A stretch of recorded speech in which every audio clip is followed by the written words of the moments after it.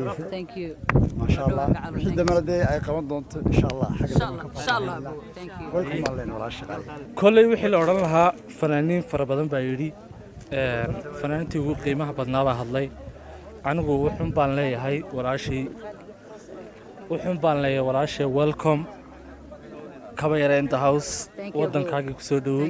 والله يابي waxaan doonayaa maanta inaan halkan ku soo dhaweeyo walaasha Fadxiye Kabayre oo taageerayaasheeda kamid ahay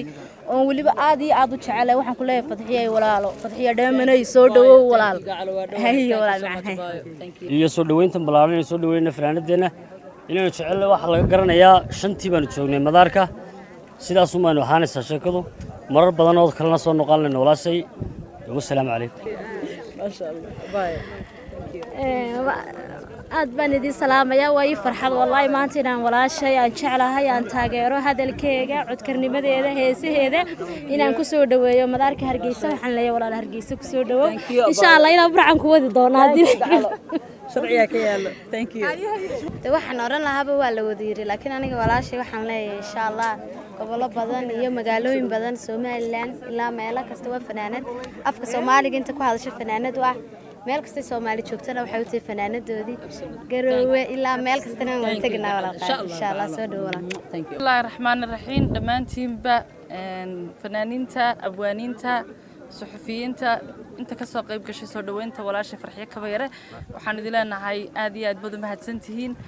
kullay magaalada qabow iyo xilligan la soo kicino intiina soo qof soo baxday hadii ay galab ama duhur ku soo beegmi lahaydna waxaan u maraynaa ciid inay dhaqaaqi lahayd walaasha Fadxiye soo dhawo baan leeyahay iyo Eglan Saalax oo mataantayda iyo garabkayga joogtay iyadana soo dhawo baan leeyahay wax yar ka soo horeysay labadaba waan soo dhaweynayaa Fadxiye welcome to Hargeysa garfoonka fanaaniin badan si looga hadlo oqol laakiin anigu waan ku heesaa waan ku hadlaa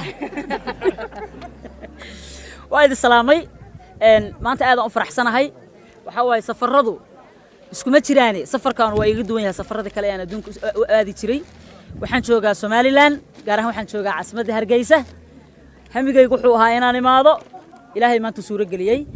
waxaan dhammaan u mahad celinayaa fanaaniintayda abwaaniinta shacabka dadka ay wada jecel ee walaalahay ah ee aan jacaylkooda halkan ku imid waxa waaye lama soo koobi karo farxadayda waa idin jeclahay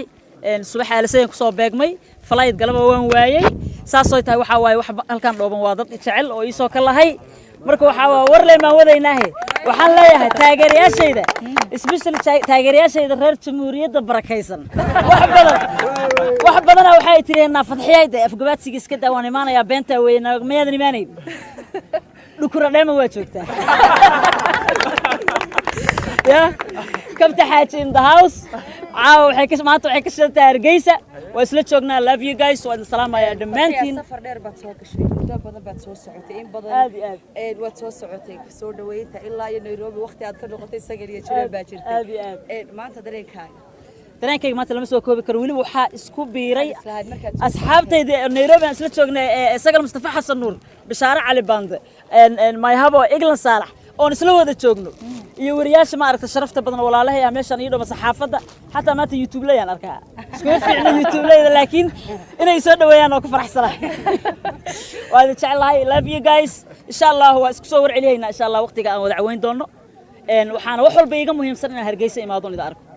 wala show wala wax walba waxa ka muhiimsan in idinka arko intaas muhiimadayda love you guys